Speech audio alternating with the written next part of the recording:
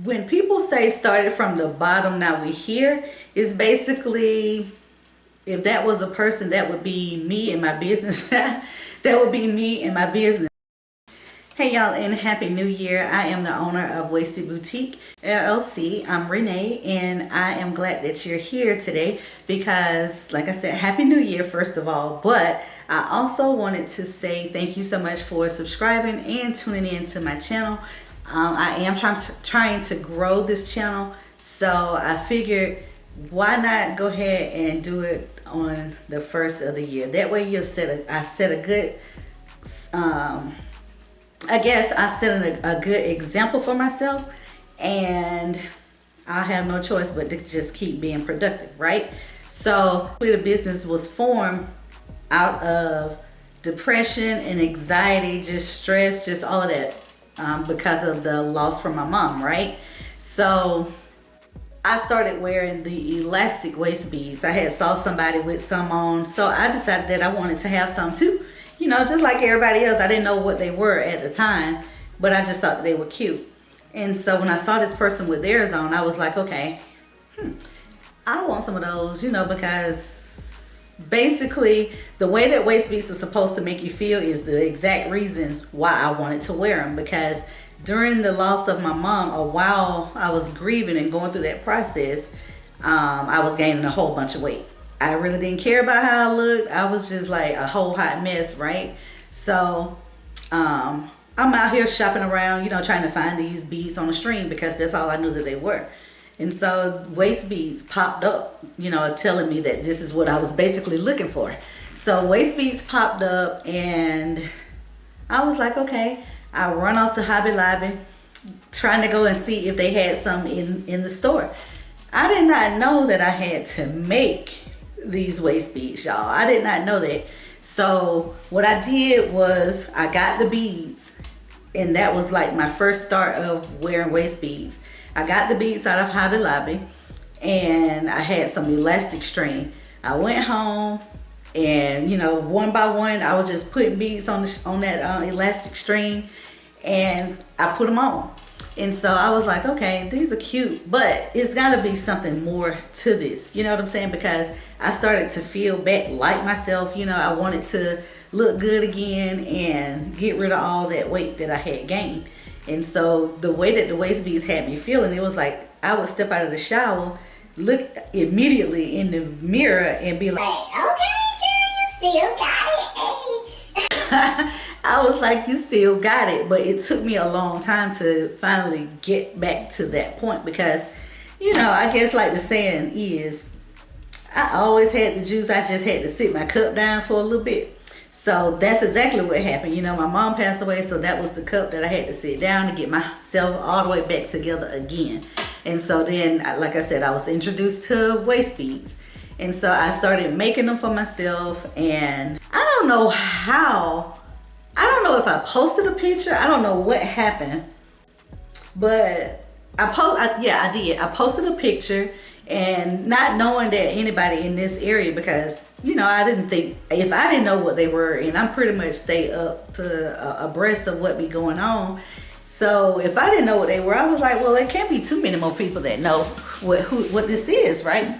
So lo and behold, I posted a picture, and I was like showing off my beads and just basically saying, I'm feeling cute or whatever. And so this girl, she said, oh, I've been looking for some of those. You'll make me some. And I was like, what? Make you some? Like, okay. I don't know, because, I didn't even know what I was doing. I just had them on. They were for me. And, they weren't perfect, but they were good enough for me. But they weren't enough for me to be saying, hey, I sell waist beads like that. And so, or at least I thought. And so I made her some, and she loved them. So I was like, oh, okay. I didn't even charge her for them. I was just like, here you go, girl, here you go. And so fast forward, I kept doing it. I kept doing it. But at this time, it was like, okay, I want more quality beads. You know what I'm saying? Because the ones, and this is no pun to anybody, because everybody has to start somewhere. Because I started at Michael's and Hobby Lobby and all of that, Joann's, getting beads from there.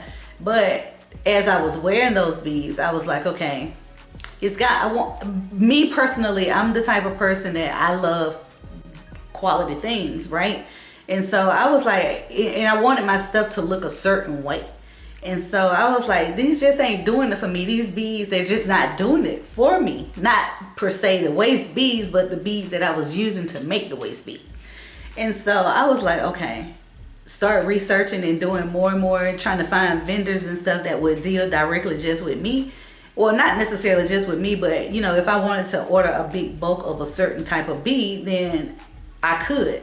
And I knew that I couldn't really do that at Hobby Lobby and at Joann's and all that. So that was what my first thing was, to try to figure out how could I get more beads, because I didn't really like the colors of those particular beads. It was like certain colors and stuff that I wanted, and I just couldn't find what I was looking for.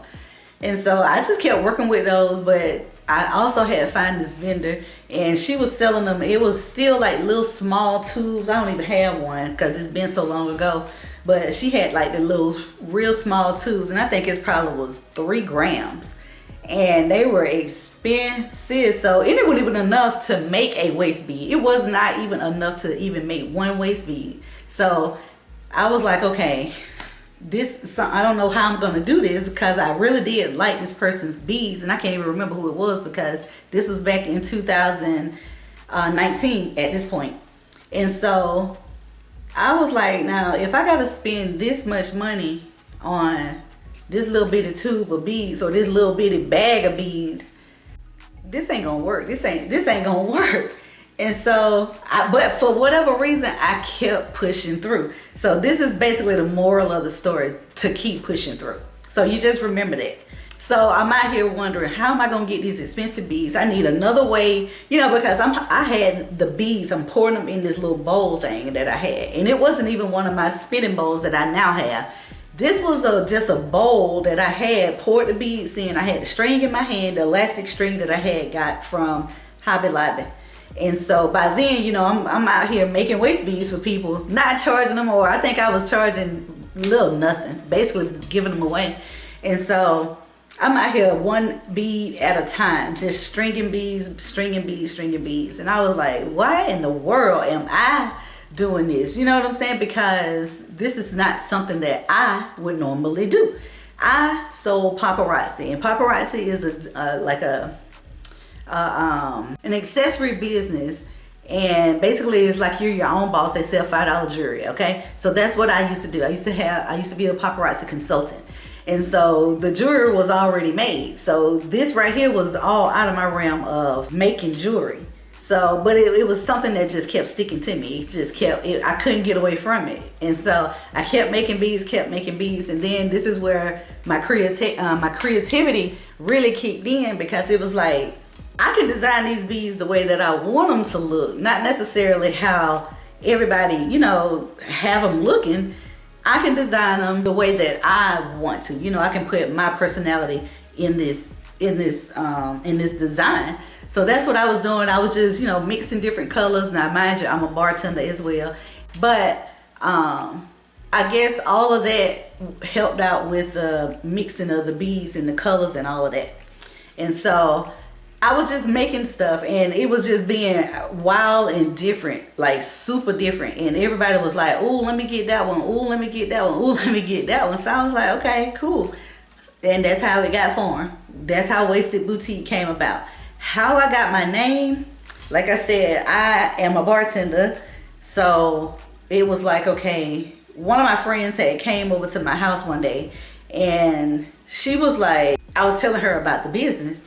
And so she was like, "Ooh, you could be Wasted Boutique," because we were thinking in the terms of bartender, wasted, and wasted because of the beads going on your waist. So it was like a play on words. So shout out to my homegirl Afton for naming the business.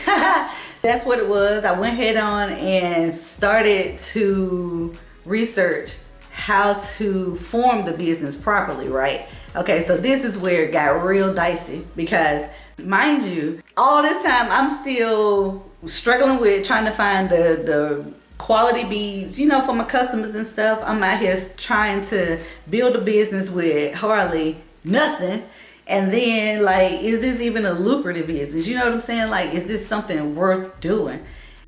I was just out here, I was like running 100 miles a minute. And so I was like, I don't even know if this is what I'm supposed to be doing, but I kept pushing through. Somehow or another, I end up on the Secretary of State's website. And not the Secretary of State. No, I did. I was on the Secretary of State's website just looking around and stuff. And then it was saying something about making sure that the name that you wanted for your business was not already being used in the state. So I was like, okay, now I need to form the business, thinking that I can do it over here on the state's website, right? So I go to LegalZoom. My husband was like, why don't you just go through LegalZoom? So I went through LegalZoom, did that formed the business, did all of that, and I still was unsure of this business, right? So this was coming into the end of 2019. Was it 2019? The end of 2019 into 2020. All right, so 2020, I got the business form and got all of my documents and everything. So once everything came back to me, they gave me my EIN number. They gave me, my formation paperwork just to show how the business was formed. And then I had to go over to the state's website and pay the fee to basically legalize or register my business with the state. So I was like, good God, this right here is a lot of, upfront money. And I didn't have any capital, not like that. And so I was like, okay, but still pushing on. So it's wild, y'all. It's really crazy because I still cannot even understand why I kept going. But as I go on with this, you'll understand, or you'll see that I'm glad that I did. So anyway, formed the business on the Secretary of State's website. And what did I do next? Oh, went to the bank, opened up a business bank account. I was out here just like, okay, so this is what it's all about. Got that all squared away, and I went out and I bought I think it was a 6 or 8 person tent. I started the business. I was literally working out of a tent like you go camping in. And I'm gonna insert, the clips and stuff to let y'all see. Like, started from the bottom, and then now I actually have a brick and mortar. But I got a tent, and lo and behold, people were actually coming to the house, coming to my backyard, getting waist beads or shopping waist beads in a tent. And it was hot. Like, it was hot. And I had like fans and stuff, but it was hot, but they still came. So shout out to my number ones or my day ones. They were shopping in the tent, y'all. And then the ones who weren't able to come to the house or whatever, I was meeting them like at a Target parking lot, putting waist beads on them in the parking lot of, different businesses and stuff. And so I just knew, like, okay, this ain't gonna cut it. You know what I'm saying? Because first of all, I didn't want a whole bunch of people coming to my house. That's just not how I roll. So I was like, I gotta really find somewhere where I can do this at. And so my tattoo artist, she came over to my house to get her waist beads one day. And she was like, we were just talking about, business, because her tattoo business is booming. And I'm trying to get mine started up. And so I'm in this tent, me and her talking. And I'm telling her, like, I don't know about moving into no building, because what if I had the what ifs and the self-doubt. I was like, what if I have a slow month and then I can't pay the rent? And she was like, well, what if you don't? She would just kept boosting me up, like, you are ready to be in your own space. And I was like, I don't know about all that. It might look good on the outside looking in, but on the inside, I'm looking at like, help. I'm looking at the window from the inside like, help, send help fast, money, capital, whatever. Send it, because your girl going under trying to get this business started. And then here she is sitting over here in my tent, my business tent, saying, you got this. And so I was like, nah, I ain't finna fool with She Inks. That's my tattoo artist, She Inks. Y'all check her out. She's on Instagram. Shout out to you, She Inks. I'm in the tent talking to her, and I'm still saying like, oh, she might be right. What if I could do it? What if I could? But I was like, nah, I can't do it. And so after she left, I was talking to my husband about it, and he was like, well, I mean, what's the worst that can happen? I mean, if it don't work out for you, you know, it ain't like you don't have a house. You can bring it right back to the house. And I was like, yeah, you're right. But still scared to do it. And so I went to this vendor event, and I went to this lady's vendor event, and she was wondering, it was a lady in there asking me where could she find my products, because she had some people that would be interested in it, right? In the product, in the waist beads. And I was like, well, I don't have a space right now. You know, I don't have a space. I can ship them to you, or we can meet at a parking lot, and you can pick them up if you're local. And so she was like, do you have a card? And I was like, yes, I got the card. Gave her the card and stuff. And she was like, okay, you should talk to the person, her landlord. She was like, you should talk to my landlord, because he have a whole lot of businesses, commercial space. So you should talk to him. So I was like, this is the second person that was telling me like, get a space. So as I kept doing vendor events and stuff, people were saying, why you don't have a space yet? Because this reminds you, this was 2019 too. I was still doing vendor events then. And then they were still asking me like, why you need a space, girl, so we can come in. And so I was like, nah.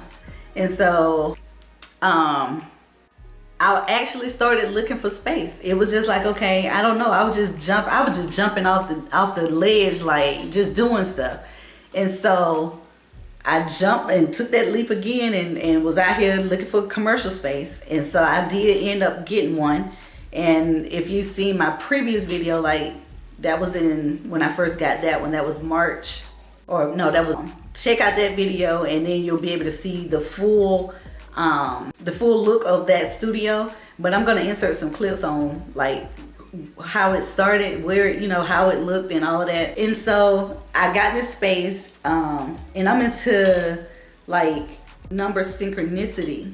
So I kept seeing 702. I kept seeing 702 all the time, 702. And so I started to look this number up. I started seeing 111 and what else it was, 444. And I was like, what in the world is all this? It was just like all kinds of numbers were coming at me, and I was still just wondering like, what in the world is going on? So I moved into this space, and the suite number was 9. And so I was like, well, I can't what the number 9 meant. I was like, oh, I'm exactly where I need to be. And so I stayed there it was coming up for a year. And I had been applying. I really wanted this boutique, this space that I have now. I really wanted this in the beginning when I first started looking. But this space had a wait list, and it was long, right? Well, no. It didn't have a wait list. It didn't have a wait list. Me and this girl, we were friends on Facebook. I didn't really know her, but I think I had met her at a vendor event. And she was in the space. She was in that same location where I was, because there's a lot of business suites over there where I am. And so she was like, well, I'm getting ready to move out of mine, because she was going into a bigger space for her business. And so she was like, well, what I'll do is tell the people in the front that I got somebody that, that can move right in, and then you'll be able to go ahead on and just move right in without going through all the other stuff. So I was like, cool, I'm like, yeah, while I'm talking to her. Yeah, let's do it. She actually did that too. And the people called me, and I wouldn't even answer the phone. I was so scared, because I was like, I can't pay for that building. I cannot pay for that building. So I took the building where I was, where I was a year ago. I took that building thinking I couldn't afford where I am now. And so after I got to that space where I was, it was like, okay, it was like a co-working space. So when you walk in the door, when you get to the front of the building, you walk in the door, anybody off the street could just walk in, because it was a whole bunch of suites in this one building. And so like one part of the building was facing the road. It had windows, and then the other side of the building, was facing it had office spaces on the back side, so it wasn't any windows on that side. Lo and behold, I was on the back side, but the whole thing was I wanted that suite because it was number 9. And so it didn't have any windows. Everything was all good until I actually sat in there one day. It was just listening to a lot of the people that were coming in, because we were next door behind a tattoo parlor, and it was just, not that it's anything against tattoo parlors per se, but it's just, a lot of people in that particular one was hanging out. And I didn't know who, and I was the only woman in that building. It was a bunch of men that worked in there. So the thing about it was they looked out for me though, because if they were going to leave or whatever, they would lock the front door. But throughout the day, the door would be unlocked and anybody could just come in and out. So I was like, okay, this ain't going to work, because I don't want to be leaving my studio one day or one night and I can't see what's going on the outside. And I get out here and walk into some craziness. So I was like, okay, I gotta come up with something else. And it was coming up for my lease to almost be up. And I was like, okay, I don't know if I really want to stay in that same location or bring the business back to the house. Now, I had been in there since May. And so we were in May. We were in coming up on the end of April. And so I was like, okay, I think I'm going to move out. But then I kept saying no, because now I got my customers and all, they know where I am and all of this, and they are comfortable coming inside. So I really need to stay in this space. Oh, let me just tell y'all. Got a phone call. So I'm laying in the bed. I'm almost about to call the guy who I was renting from at the old space and tell him, okay, I'm just going to go ahead on and just accept, just keep the building. And so, I don't know, something told me don't do that yet. Do not do that yet. And so I was laying in the bed. It was early in the morning. The phone rang. I looked at the number and I was like, dang, I've seen this number somewhere before. And it was the number to the location where the girl had told the people about me. So I had called them after that, after I was desperate to move into another space. I called them again and was like, hey, by then they had a wait list. So I'm on this long list of wait list that's this long, I guess, because that's what the girl said. She was like, let's just call everybody and until we get somebody that's still looking for the space. So I was like, okay, cool. So I hadn't heard anything from them. So I was like, okay, well, they must have already found somebody, because they hadn't called or nobody never moved out. So now I'm regretting the fact that I didn't do it in the beginning. So I'm in the bed that morning and I look at the number and I'm like, dang, I've seen this number somewhere before. I kept looking at it, and I just let it went to voicemail, because I was like, okay, whoever it is, they'll just leave a voicemail. So I kept thinking, I was like, dang, I think that's... And so I Googled the phone number, and when the number popped up to tell me, when Google said what the number was, I was like... So, so I listened to the voicemail, because the little voicemail symbol popped up. I listened to the voicemail. It was a lady saying, hey, this is Khadijah. Are you still looking for a commercial space? And I was like, heck yeah, I'm listening to the voicemail. And so she was like, give me a call back, because, you're next up on the wait list.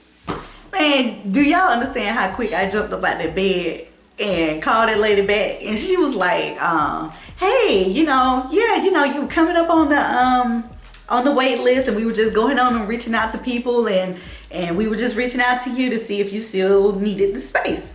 Mind you, this was probably like another week to go before. Actually, it was the end of May. Was it the end of May?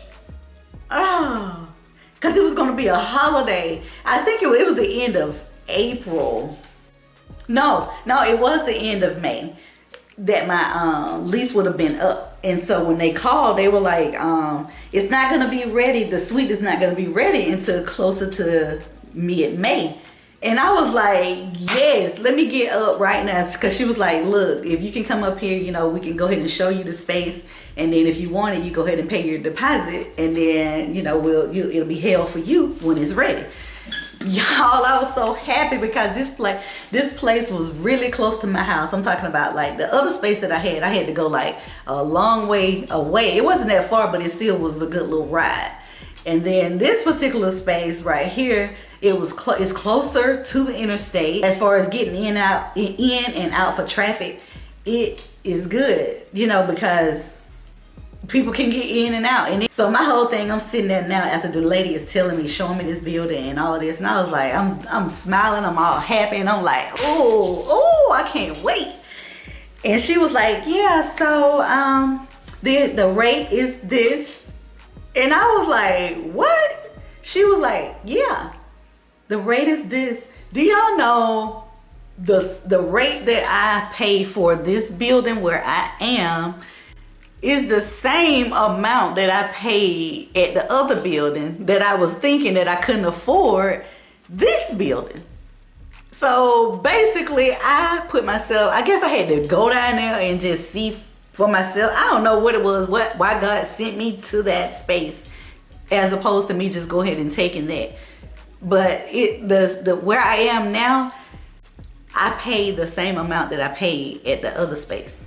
But what I gained was basically more security, my own private bathroom, a kitchen area, all of this for the same price. And I was sitting up here the year before that, doubting myself, saying that I don't know if I can afford it. And I was already affording it, which is the reason why I didn't answer the phone the first time when the girl was trying to put me on and get me on in there.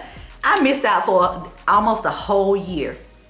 Okay, so before I moved out of the old building, mind you, I had been operating my business for the whole time. And I didn't know if I needed a business license like that or not. So this is just me just doing stuff and asking for forgiveness later, right? So I called the city hall or the city hall and was asking them about the business license in my area. Now, like I said, this was after the fact. This was after the fact. And so the lady told me, she was like, yeah, you're gonna need one, you're gonna need to bring this, and this in. And I was like, oh Lord. So when I go down here and give all this stuff to these people and give them the lease, because they had to have the lease too. The lease was going to show that I had already been operating, right? So I was like, I don't even know if I should go down there, because they're going to be like, so you've been running the business without the business license?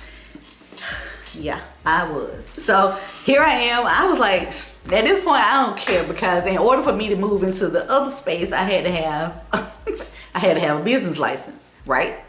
And so that was the only way that they were going to be able to give me the key. I had to have the business license and some insurance, business insurance. So I was like, okay, so I'm up here at the city hall, and this lady is looking at me like, here's another person coming up here, acting like they're all about business, and we ain't got time to play with you, girl. So she gave me the paperwork, and she was like, yeah, this is what you're going to need. Because I was like, okay, how soon can I get the fire marshal to come out? Because where I live, the fire marshal had to come out in order for them to issue the business license. They had to do an inspection of the building. And so I was like, okay. They came to the other building where I was, because like I said, this was before I moved out of there. So I had to go ahead and get the business license. I was trying to move fast because I didn't want nothing to happen to the space that I really wanted. So they were like, well, we only do it on Tuesdays and Fridays, I think, is when they do the fire inspection. So I was like, man, this is so freaking crazy. This is so crazy. I can't even get in. And so I took all the paperwork back down there, and lo and behold, the lady got me on the schedule. Although she was acting like she didn't really want to give me the information on what I needed to do to get the business license. But once I brought all my stuff in, and it was like, boom, boom, boom. It was in order. Like, she ain't got to look hard. I gave you everything that you asked for. Here you go. What I need to do now, where I pay. Because that's all I'm here for. I'm trying to pay so I can get on this schedule with this fire marshal. So after I got that, she called me later on that day, and she was like, hey, we were just calling to let you know that you're going to be up for the inspection on this Thursday. Now that was Tuesday when I took the paperwork back to her. So they was going to get me in on that same Thursday of the same week. So the fire marshal came, and I was so nervous because I was like, okay, he going to be like, so you already in this space working and carrying on, and you ain't got the business license? But they were like, no, that's what they like to see. The business is already formed and all of that. So it was nothing that happened to me by operating the business beforehand. But get a business license. If being in business is what you're trying to do, a business license is needed. You need to check in your city, because don't be like me out here just bootleg. Because I was bootleg for almost a whole year. Well, I was bootleg for a whole year. It wasn't almost. It was a whole year. So, so lo and behold, he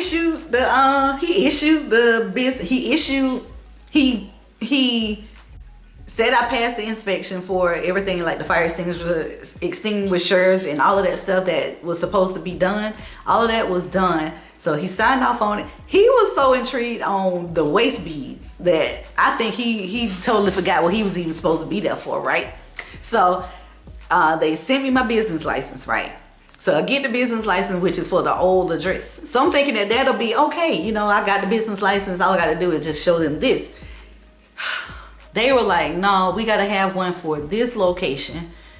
So y'all, I had to jump back in that same line again and get the business license amended. I had just paid probably like 2 weeks before that.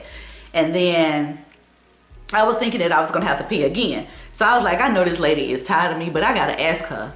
I emailed her and I was like, hey, I know I just got my license, but do I have to pay again if I need to change the address? And she was like, no, absolutely not. All you have to do is just do an amended form. And I was like, whew, thank you, because I'm running out of money now. Like I'm saying, I'm running out of money as far as for the business, because I don't want to use none of my money.